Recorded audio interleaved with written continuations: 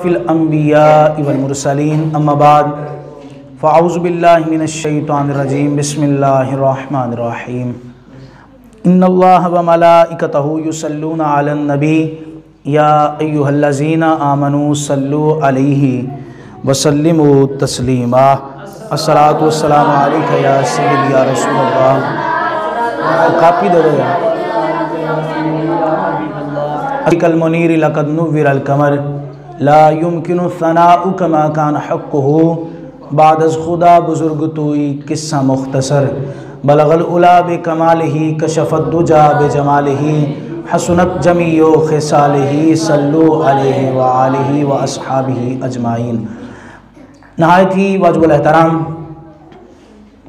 महफ़िल पाक दे अंदर तशरीफ़ लैके आने वाले आशिकान रसूल सल्लल्लाहु अलैहि वसल्लम, अल्लाह तबारक व तआला दी हमदो सना तो बाद नबी मुकर्रम शफ़ी दो आलम जाने कायनात दो जहाने कायनात इमामुल अंबिया और रसूल जनाब हज़रत मुहम्मद रसूलुल्लाह सल्लल्लाहु अलैहि वसल्लम का सदका आज की महफ़िल पाक अताए रसूल ख्वाजा गरीब नवाज़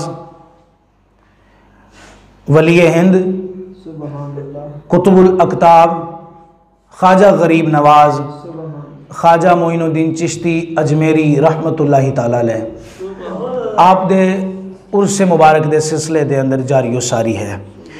पहले तो सब नू दोस्तां नू ख्वाजा गरीब नवाज़ रहमतुल्लाहि ताला अलैह दी पाक अज दिन दी पाक बरकतां दा सदका दुआ खैर करने रब दी बारगाह दे अंदर के तमाम दोस्त जिन्नियां भी दिलों के अंदर नेक जायदाद हजात रखते हैं अल्लाह पाक उन्हां दियां तमाम दुआवां कबूल फरमाए। अल्लाह पाक ने कुरान मजीद फुरकान हमीद अंदर इरशाद फरमाया अला इन्ना औलिया अल्लाहि ला खौफुन अलैहिम वला हुम यहज़नून। ख़बरदार जो अल्लाह के वली हैं, जो अल्लाह के दोस्त हैं, जो अल्लाह के कुर्बे ख़ास में जगह रखने वाले हैं, ला खौफुन अलैहिम वला हुम यहज़नून, उन पर किसी किस्म का ना कोई खौफ होता है ना कोई उन पर किसी किस्म का गम होता है।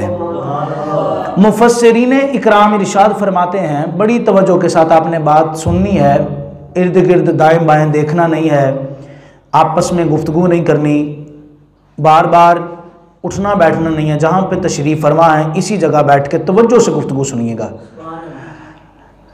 उलमा इकराम फरमाते हैं कि इस आयत मुक़द्दसा के अंदर दो लफ्ज़ इस्तेमाल हुए हैं, लफ्ज़ खौफ और लफ्ज़ गम। खौफ बंदा जो करता है ना वो होता है अपने लिए, मिसाल के तौर पे मौत का खौफ है, अपनी ज़ात के लिए है, रोटी नहीं मिल रही, खाना नहीं मिल रहा, अपने लिए भूख का खौफ है। किसी बंदे से डर रहा है तो ये अपने लिए खौफ है, यानी कि खौफ हमेशा अपने लिए होता है, और ये जो गम होता है ना ये किसी दूसरे के लिए होता है। दुआ करें कि हम किसी का गम खाने वाले बन जाएं, हमारा दिल किसी का गम जो है वो लेने वाला बन जाए, हमें भी किसी का गम हो, हम भी किसी के गम में जनाब अली जो है वो ज़िंदगी बसर करने वाले बन जाएं। हम हमेशा अपना गम तो सुनाते हैं, अपना दर्द तो सुनाते हैं, खुदा करे हम किसी का दर्द सुनने वाले बन जाएं, हम किसी का गम सुनने वाले बन जाएं। का गम जो होता है वो किसी दूसरे के लिए होता है। तो इस आयत का मफहूमन तर्जमा ये हुआ कि जो अल्लाह के वली हैं वो अपने लिए भी खौफज़दा नहीं होते, और जो उनके पास बैठने उठने वाले होते हैं, जो उनकी बारगाह में कसबे फैज़ हासिल करने वाले होते हैं, जो उनकी बारगाह में तसव्वुफ़ और फ़क्र के मनाजिल तय करने वाले होते हैं, जब कल क़यामत वाले दिन ये जहन्नम में जाने के लिए तैयार होंगे, अल्लाह तबारक व तआला इनको जहन्नम में जाने नहीं देगा, बल्कि इनको जहन्नम से निकाल के जन्नत में भेज के मालिक इनको गमगीन नहीं फरमाएगा, मालिक इनको गमज़दा नहीं करेगा। इसलिए ला खौफुन अलैहिम वला हुम यहज़नून, ना ये अपने लिए खौफ खाते हैं ना ये किसी दूसरे का गम खाने वाले होंगे। अल्लाहु अकबर।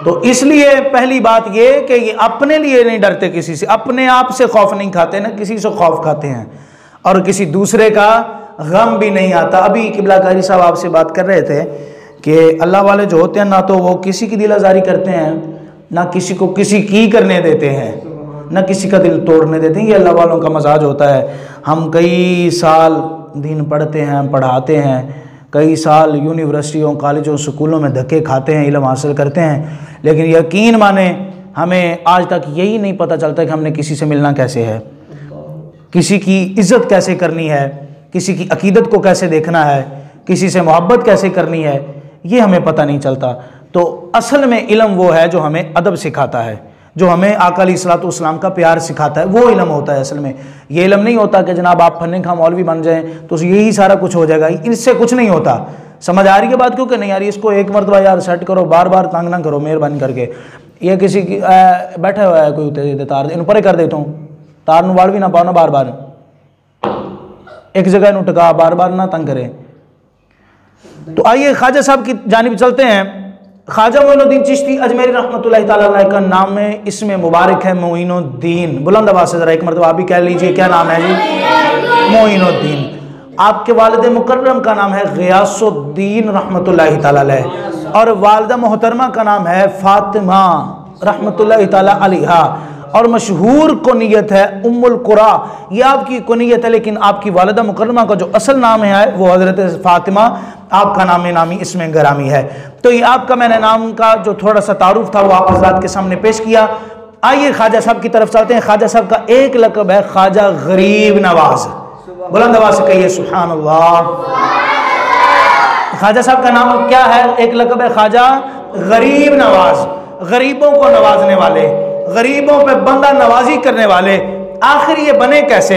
ये कैसे गरीब नवाज बने? हमारी महफिल पाक का जो फ्लैक्स का डिज़ाइन था उसका टाइटल भी यही था, उर्से पाक ख्वाजा गरीब नवाज रहमतुल्लाहि ताला अलैह। तो ख्वाजा गरीब नवाज बने कैसे? बड़ी तवज्जो के साथ आपने ये गुफ्तगू का जो है ये इस वाक़े को समाअत फरमाना है।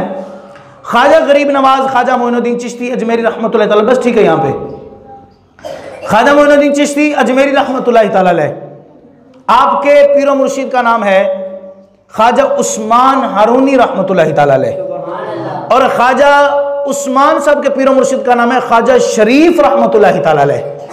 यानी कि ख्वाजा मोइनुद्दीन चिश्ती अजमेरी के दादा मुर्शिद का नाम है ख्वाजा शरीफ रहमतुल्लाहि ताला अलैह। एक दिन ख्वाजा शरीफ रहमतुल्लाहि ताला अलैह ने अपने मुरीद खास ख्वाजा उस्मान हारूनी को बुलाया और बुला के फरमाने लगे उस्मान, आज मैं तुमसे ना एक बड़ी राज की बात करने वाला हूं। बड़ी तवज्जो के साथ आपने बात को सुनना है। मैं आज तुमसे एक बड़ी राज वाली बात करना चाहता हूं। उन्होंने पूछा वो राज वाली बात कौन सी है? कहा वो राज वाली बात यह है कि चंद दिन बाद एक वक्त ऐसा आएगा असर और मगरिब के दरमियान, अल्लाह तबारक व तआला मुझ पर एक ऐसी तजल्ली नाज़िल फरमाएगा कि उस हाल में जो बंदा मुझे देख लेगा ना, अल्लाह तबारक व तआला जहन्नम की आग उस पर हराम फरमा देगा। उस बंदे को जरूर ब जरूर जन्नत का जो फैज है ना वो अता किया जाएगा। दोस्त बान उनके अंदर आ जाओ। समझ आ रही है कि नहीं आ रही? कि जब बंदा कोई भी मुझे देखेगा ना तो अल्लाह तबारक व तआला उसे क्या करेगा? दोज़ख की आग उस पर हराम कर दी जाएगी और उसको जरूर ब जरूर जन्नत जो है वो अता कर दी जाएगी। जन्नत में उसको मकाम अता किया जाएगा। ये बात मैं सिर्फ तुम्हें बता रहा हूं। ख्वाजा शरीफ क्या फरमाने लगे ख्वाजा उस्मान साहब से, भाई ये बात सिर्फ तुम्हें बता रहा हूं कि तुमने आगे किसी को और नहीं बतानी। हाँ, अगर ये बात तुमने किसी और को आगे बता दी तो याद रखना कि बाकी बंदे तो जन्नत में चले जाएंगे लेकिन तू अकेला जहन्नुम में चला जाएगा। तेरे साथ उलट हो जाएगा, बाकी बंदे जन्नत में जाएंगे जिसको तू बताएगा। कहा हुजूर ऐसा करिए कि एक बंदे को बताने की इजाजत दे दीजिए। क्या मैं अपने मोइनुद्दीन को बता दूं? क्या मैं अपने गरीब नवाज को बता दूं? क्या ख्वाजा मोइनुद्दीन चिश्ती अजमेरी को बता दूं? वो मेरा बड़ा खास मुरीद है, क्या उसको बता सकता हूं कि नहीं? कहा हाँ, एक बंदे को इजाजत है, उसको बता दे, लेकिन याद रखना अगर उसने भी किसी और को बताई तो बाकी तो जन्नत में चले जाएंगे लेकिन वो जन्नत में नहीं जा सकेंगे। कहा ठीक है हुजूर। तो ख्वाजा मोइनुद्दीन चिश्ती अजमेरी को बुलाया।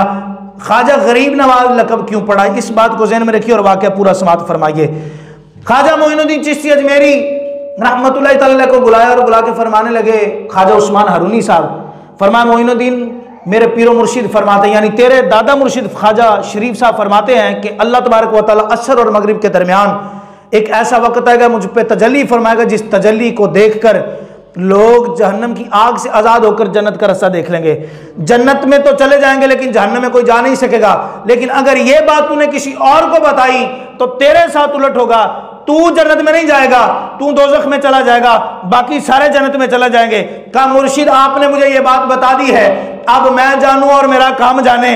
अल्लाह तबारक व तआला के इस ख्वाजा मोइनुद्दीन चिश्ती अजमेरी ने किसको बात बताई? 1 लाख बंदे को बात बता दी। हालांकि मना किया था आगे बात नहीं बतानी, लेकिन क्या किया? 1 लाख बंदे को बता दी। और जब असर का टाइम आया तो ख्वाजा शरीफ साहब अपने मकान से निकले। मकान से निकल के जब हुजरे से निकल के बाहर तशरीफ लाए तो देखा 1 लाख का मजमा लगा हुआ है। हजरत ख्वाजा उस्मान से फरमाया, कहा उस्मान मैंने तो तुम्हें कहा था किसी को बताना नहीं है, ये 1 लाख का मजमा कहां से आ गया मुझे देखने के लिए? कहा हुजूर इनको मैंने नहीं बताया, मैंने तो सिर्फ एक मोइनुद्दीन को बताया था। कहा बुलाओ मोइनुद्दीन को। मोइनुद्दीन को जब बुलाया गया, कहा मोइनुद्दीन तुझे तो मना किया था ख्वाजा साहब की बात आगे नहीं बतानी। कहा हुजूर आपने कहा था अगर मैं आगे बात बताऊं तो मेरे साथ उलट होगा, मैं जन्नत में नहीं जाऊंगा बल्कि दोज़ख में जाऊंगा और बाकी जितने होंगे वो जन्नत में चले जाएंगे। मैं मोइनुद्दीन ने सोचा चलो मैं जाऊंगा जहन्नम में तो अकेला ही जाऊंगा, कम से कम 1 लाख तो जन्नत में जाएं, 1 लाख तो जन्नत में जाएं, 1 लाख को तो जन्नत में मकाम मिलना चाहिए ना। हुजूर मैं एक अकेला तन्हा जहन्नम में जा सकता हूं, 1 लाख को जहन्नम में जाने नहीं दूंगा। और यार जब अल्लाह का वली किसी को जहन्नम में जाने नहीं देता तो अल्लाह का नबी किसी को जहन्नम में कैसे जाने देगा? अल्लाह का नबी किस तरह किसी को जहन्नम में जाने देगा? तो ये ख्वाजा मोइनुद्दीन चिश्ती अजमेरी रहमतुल्लाह तआला के बारे में एक किसी ने बड़ा प्यारे अंदाज में भी कहा है कि मेरा बिगड़ा बख्त संवार दो, मेरे ख्वाजा मुझको नवाज दो। मेरा बिगड़ा बख्त संवार दो, मेरे ख्वाजा मुझको नवाज दो। तेरी एक निगाह की बात है, मेरी जिंदगी का सवाल है। तेरी एक नजर करम होगी, हमारी सारी की सारी जिंदगी जो है वो संवरती जाएगी, बदलती जाएगी। तो इस वजह से ख्वाजा मोइनुद्दीन चिश्ती अजमेरी को ख्वाजा गरीब नवाज रहमतुल्लाह तआला अलैह कहा जाता है। आइए दूसरी जानिब चलते हैं कि जिसकी तरफ भी निगाह करते हैं उसके दिल की दुनिया जो है वो बदल के रख देते हैं ख्वाजा साहब। एक हिंदू आया आपकी बारगाह में और आकर कहने लगा हुजूर मैं अल्लाह तबारक व तआला ने मुझे बड़ा इल्म अता किया है। हिंदू कह रहा है अब आपसे, और मेरा जो लतीफ़ा नफ्स है ना वो हुजूर जिंदा है। लतीफ़ा नफ्स इसको कहते हैं कि बंदे के दिल की जो आवाज़ है, बंदे के दिल की जो आंख है वो दूसरे के दिल को पढ़ लेती है कि उसके दिल के अंदर क्या है। इसको कहते हैं लतीफ़ा नफ्स। जब ख्वाजा साहब के सामने आया ना तो कहा हुजूर मैंने आपका पूरा जिस्म देखा है, आपका दिल देखा है, आपकी आंखें देखी हैं, आपका कल्ब देखा है, आपका जहन देखा है, हर तरफ ही पाकी है। आपका जहन भी पाक है, आपका दिल भी पाक है, आपका आंखें भी पाक है, आपका बदन सारे का सारा पाक है, लेकिन आपके दिल के ऊपर एक स्याह जो है वो नुक्ता नजर आता है।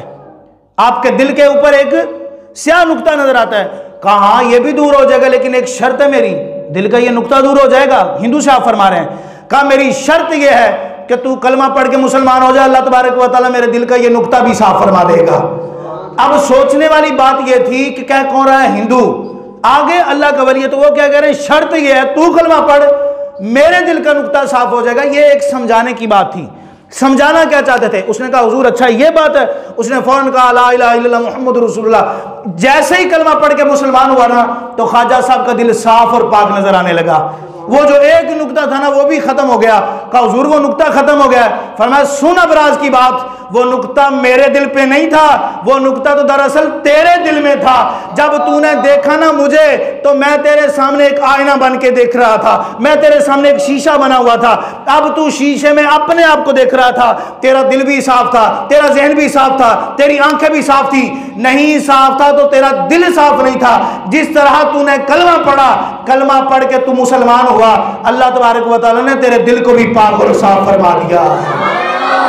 इसलिए तेरी एक निगाह की बात है, मेरी जिंदगी का सवाल है। एक नजर जिस पे करते हैं उसको नवाजते ही चले जाते। आखिरी 2 बातें करके गुफ्तगू को समेटते हैं। ख्वाजा मोइनुद्दीन चिश्ती अजमेरी साहब रहमतुल्लाह तआला जब आए ना अजमेर शरीफ, तो आपने आके जिस जगह पे खेमा लगाया तो असर और मगरिब के दरमियाने टाइम में आप रोज़ाना खैमे के अंदर ज़ारों के तार रोते। जो भी करीब से गुजरता, पास से गुजरता ना, वो बड़ा परेशान होता कि यार ये मुसलमानों के वली को हुआ क्या है, ये मुसलमानों का गुरु इतनी इतनी देर तक रोता क्यों है, इसकी वजह क्या है। रोज़ाना से उस खैमे के पास एक नॉन मुस्लिम, एक गैर मुस्लिम पास से गुजरता है, जो कहीं पढ़ने के लिए जाता है, रोज़ाना उस खैमे से गुजर के जाता है। एक दिन ना ख्वाजा साहब के पास आ गया वो गैर मुस्लिम बच्चा, आकर कहने लगा, हुजूर मैं रोज़ाना यहाँ से गुजरता हूँ और आपको देखता हूँ कि आप असर और मगरिब का जो दरमियाना वक्त है ना, इसके अंदर बहुत ज़्यादा रोते हैं, इसकी वजह क्या है, आप क्यों रोते हैं। तो आगे से ख्वाजा साहब फरमाने लगे, मैं किसी की मोहब्बत में रोता हूँ, किसी के इश्क में, किसी के फराग में रोता हूँ। उसने कहा, हुजूर मैंने तो आज तक सुना था कि कोई तकलीफ पहुँचे, कोई किसी को मारे, कोई ज़ख्म दे तो रोना तब आता है, किसी का कोई बिछड़ जाए, कोई मर जाए तो रोना तब आता है। मोहब्बत में भी रोना होता है, कुछ मोहब्बत में भी कभी रोना आता है, कभी ऐसा होता है। तो आपने फरमाया, दुआ करो अल्लाह ताला तुझे भी मोहब्बत में रोना नसीब फरमा दे, तुझे फिर पता चले कि तू किसकी मोहब्बत में रोता है और तेरा आलम क्या होता है। ख्वाजा साहब ने कहा, जब ये बात कही ना कि दुआ कर तुझे भी रोना नसीब हो जाए, उसने कहा, हुजूर मैं भी रो सकता हूँ किसी की मोहब्बत में। कहा हाँ तू भी रो सकता है, लेकिन शर्त एक है, मेरी एक बात माननी होगी, तो फिर तुझे मैं वजह भी बताता हूँ कि मैं रोता क्यों हूँ। आपने फरमाया, मेरे रोने की वजह यह है कि मैंने अपनी ज़िंदगी के बड़े लम्हात, ज़िंदगी का बहुत सारा हिस्सा जो था ना, वो अपने शेख के साथ गुजारा है, अपने मुर्शिद के साथ गुजारा है। चलता तो अपने मुर्शिद के साथ, बैठता तो अपने मुर्शिद के साथ, खाता तो अपने मुर्शिद के साथ, पीता तो अपने मुर्शिद के साथ, सफ़र करता तो अपने मुर्शिद के साथ, हत्ता के हज किया तो अपने मुर्शिद के साथ, काबा देखा तो मुर्शिद के साथ, मदीना देखा तो मुर्शिद के साथ, हर लम्हा लम्हा मैंने अपने मुर्शिद के साथ गुजारा है। लेकिन जब अब रात होती है, ये शाम का वक़्त ढलता है ना, तो सूरज गुरूब होता है, तो मुझे अपना मुर्शिद बड़ा याद आता है, मुझे अपना यार बड़ा याद आता है, मुझे अपना पेशवा बड़ा याद आता है। मैं उसके फिराक और उसकी मोहब्बत में रोता रहता हूँ। कहा अच्छा, किसी की मोहब्बत में ये भी रोना होता है, तो बताइए मुझे किस तरह रोना आएगा।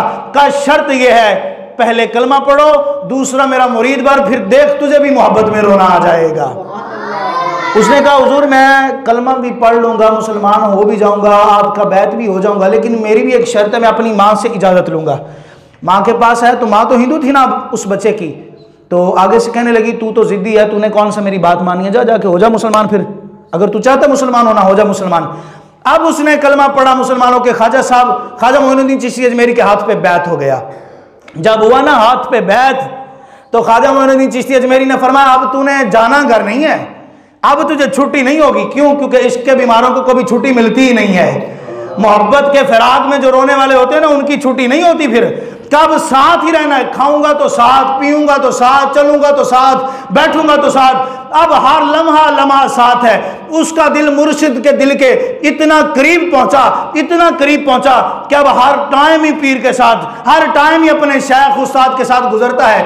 काफी दिन गुजर गए। अब एक दिन शेख ने फरमाया अब 3 दिन की तुझे छुट्टी दूंगा, अब 3 दिन के लिए तूने घर जाना है। उसने कहा नो प्रॉब्लम, कोई मसला ही नहीं है, हम चले जाएंगे, परेशानियों वाला मामला ही नहीं है। इतने दिन यहाँ गुजारे, 3 दिन वालदा के पास भी गुजारेंगे। अब 3 दिन की छुट्टी के लिए बच्चा बड़ी खुशी के मारा अपने कपड़े समेटे, अपना बैग तैयार किया, अपने घर की जानिब जा रहा है। घर पहुंच चुका है। जाके वालदा ने कहा, बेटा खाना खा लो। बेटा कहता, मैंने तो खाना नहीं खाना। रात ढलती है, लोग सो जाते हैं, बेटे को नींद नहीं आती, कभी इस जानिब दाईं करवट पे, कभी बाईं करवट पे, सो नहीं सक रहा। माँ पूछते, बेटा नींद क्यों नहीं आती? कहा पता नहीं, समझ में नहीं आ रहा कि नींद क्यों नहीं आ रही। घर से उठता है, बिस्तर से उठ के छत पे चला जाता है। वालिदा पीछे जाती है, बेटा पूरी दुनिया सोई हुई है, तू क्यों नहीं सो रहा? कहा पता नहीं, बस मुझे मेरे ख्वाजा की याद आ रही है, मुझे अपने मुर्शिद की याद आ रही है। एक दिन गुजरता है, दूसरा दिन गुजरता है, तीसरा दिन गुजरता है। वालिदा पहुंची है शेख की बारगाह में। कहा हुजूर, मेरा बेटा ना खाता है, ना पीता है, ना सोता है, सिर्फ रोए जा रहा है, रोए जा रहा है, हमें समझ में नहीं आ रहा आपने उसके साथ क्या किया है। मैं कहता हूँ ख्वाजा साहब ने अपने अंदाज में कहा होगा, इब्तदाए इश्क है, रोता है क्या, आगे आगे देख, अभी होता है क्या, अभी तो इश्क की इब्तदाई हुई है, अभी 3 दिन गुजरे। आखिरी दिन उसने अपनी वालिदा से कह दिया, कहा अगर आज मेरे मुर्शिद ने मुझे अपनी बारगाह में ना बुलाया तो मैं मर जाऊंगा, मेरे बदन से रूह जुदा हो जाएगी, मैं उसके फिराक में, उसकी जुदाई में जिंदगी नहीं गुजार सकूंगा। वालिदा ने जाके मिन्नत समाजत की, कहा हुजूर मैं एक माँ हूं, माँ के दर्द को आप समझ सकते हैं, मैं उसका दुख और गम नहीं देख सकी, इसलिए कहती हूं कि मेरे बेटे को अपने पास बुला लीजिए। अब बेटे को पास बुलाया, सामने खड़ा है मुरीद, इधर खड़ा है पीर। पीर ने मुरीद से पूछा, बता कल खाना खाया था? मुरीद कहता है खाना नहीं खाया था। पीर आगे से मोहब्बत वाले फरमाते हैं, कहा अगर तूने खाना नहीं खाया था ना तो मैंने भी खाना नहीं खाया था। कहा तू सोया था रात को? कहा नहीं नहीं मुझे नींद नहीं आई थी। ख्वाजा साहब फरमाते हैं आंख मेरी भी नहीं लगी थी। कहा तूने कितने दिन खाना नहीं खाया? कहा हुजूर 3 दिन खाना नहीं खाया। आपने फरमाया 3 दिन तो मैंने भी नवाले को नहीं छुआ था। वो किसी ने कहा था ना मेरी दास्तान हसरत, वो सुना सुना के रोए, मेरी दास्तान हसरत वो सुना सुना के रोए, मेरे आजमाने वाले मुझे आजमा के रोए। कोई ऐसा भी अहले दिल मिले खुदाया, जिसे मैं सुना के रोऊं वो मुझे सुना के रोए।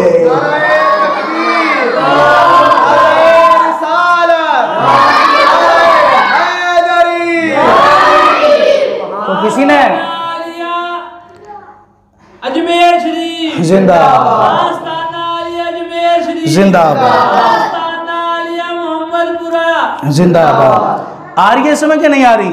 हर बंदा तो अपना दुख सुना कर होता है ना, तो आगे वाले दुख सुन के मजाक ही बनाते हैं, और क्या कर सकते हैं। ना कोई दिल मिलाता है, ना कोई दिल से मिलता है। किसी ने सच कहा दिल बड़ी मुश्किल से मिलता है। तो इसलिए अहबाब ज़ीवकार ख्वाजा साहब ने उस बच्चे को बताया कि जब किसी से सच्ची मोहब्बत होती है तो फिर आलम कुछ और होता है, उसकी ज़िंदगी का तर्ज अमल ही कुछ और होता है।